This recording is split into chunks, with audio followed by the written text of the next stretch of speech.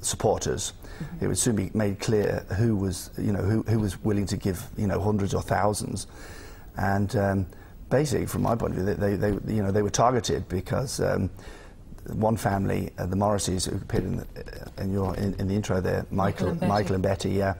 I mean, they were asked to go to a particular meeting in Mullingar in 2004, 2005, and they didn't want to go at first, but they were told all the biggest supporters of the House of Prayer would be there, and they were pressured to go.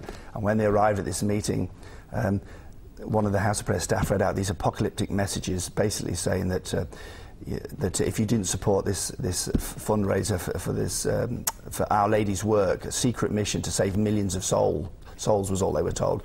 And if you had the money and you didn't support them, then you'd find misery in this life and eternal damnation in the next, basically. And the Morrises presumably are very religious, devout. Yeah, they're very nice people, and they're strong Catholics, and they thought they were trying to do some good when they first started giving money to Christina.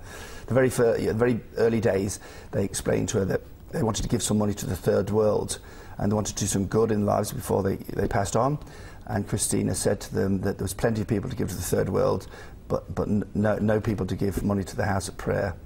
And so they started donating, and once they realised, Christina realised how much they had more to give. What types of sums of money are we talking about? Well, this meeting I mentioned in Mullingar, there was 25 to 30 people there, and after the apocalyptic messages were read out, Father McGinty passed out sheets of paper to everybody in the audience, and they were asked to pledge as much as they possibly could for this secret mission to save millions of souls. And the papers went round, and they handed them back in, and it came to 1.5 million, that one meeting between 25 and 30 people. And Father McGinty wasn't happy with this. He said, I really wanted to get 2 million, so is there any way people could give that little bit more? And he put the papers around again, and people upped their pledge. The Morrises themselves pledged 100,000, and then they were distraught when they left because they realised they didn't have 100,000 to give, and they said later they were just brainwashed. This pressure to give money. What do we know, Jim, about the type of life Christina Gallagher herself was leading in terms of property, in terms of cars, all that kind of stuff?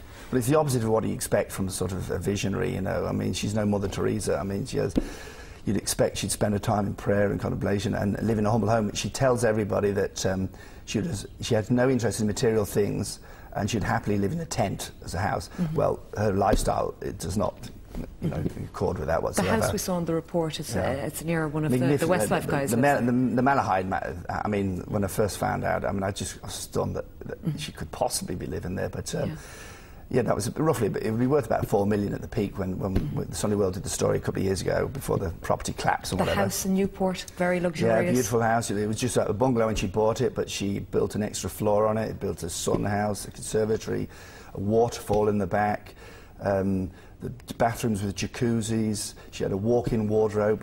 One of her friends once told me she'd never seen so many clothes in her life. There was marble fireplaces, chandeliers everywhere, and no explanation of where the money came to pay for it, because she doesn't work. And she will say, if she was sitting opposite you, I am a visionary, I've had these apparitions, I've even had stigmata. She claims she's had stigmata. She does indeed, and the picture's released once, but I've only met one person who had ever seen it, and that woman is a former friend of hers, who I call Esther in the book. And she thinks it was now thinks in hindsight it was a complete fix-up. Christina said to her one day, I'm going up to have a rest. If I'm not down by a certain time, just come into the room and wake me up. And that's what happened. This woman, Esther, went into the room. She said Christina was laid out in the bed, as straight as a pen, and she saw blood on the 2 feet. So she rushed down for Father McGinty, and others came up, and they knelt by the bed and they were praying. And eventually Christina got up, and Esther remembers looking down and thinking it looked strange, there was no sort of scarring or whatever. And she came downstairs and with just 2 plasters on the feet. And the next day the plasters were gone, and there were no cuts, there was no blisters, there was no scarring whatsoever. Now she thinks that it was all the setup. She told her to come up and get me, knowing that she'd be... So what's the church's stance on all of this? Well, the church initially gave her permission to open the House of Prayer in 1993 because they thought it was going to be a retreat centre for priests and the laity. But within 2 weeks of it opening, Archbishop Cassidy, who'd opened it, wrote to her saying that, you know, she wasn't following what the rules, what it was supposed to be. It's turning into a shrine to herself rather than a retreat centre. Was there a jacuzzi in the House of Prayer?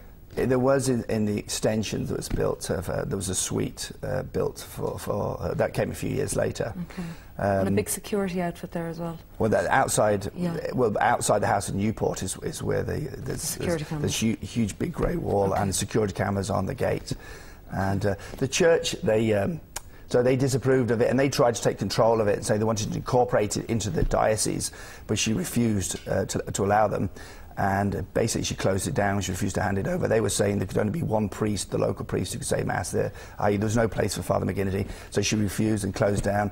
And then she reopened a few months later without the approval of the church. It has nothing to do now with the church, it's the private concern. There's no Masses can be said there, no confessions, no sacraments. Okay. And the church says basically that it has no church approval whatever. Okay. And Archbishop Neary of Tuam has written to foreign dioceses and urging people not to come on pilgrimages there. But they're still going there, Jim. People still go. There are some people, but you know, a few months ago there were thousands of people turning up at a tree stump, which looked like the Virgin Mary apparently, and they were praying and putting rosaries around it. There's some people they will just, you know, there's nothing wrong in believing in whatever religion they want to, but. After all the evidence of the House of Prayer and the lifestyle she leads, I find it incredible that people still turn up. The numbers have got. Is she there herself, or where is she? I don't know where she is at the moment. I was told that she was fundraising in America during the summer. She certainly wasn't in her house on Monday because obviously I was up there with your camera team. She doesn't let me know where she's going, obviously. Okay. And so there's no way. I don't actually know where she is today. So. All right. Okay. Well, the book is out in the bookshops now. It's Immaculate Deception by Jim Gallagher, who's with me here in the studio of the Sunday World, which first broke the story. Yeah, the Sunday World did a whole series of stories over the last year and a half, basically. Okay. In bookshops now, Immaculate Deception, the story of Christina Gallagher and the House of Prayer. Jim, thanks very much for coming in and telling us that story this evening. All right. Coming up after the break, we're joined by hypno magician Keith Barry. Pen and paper to the ready. We want you to get involved. Stay with us.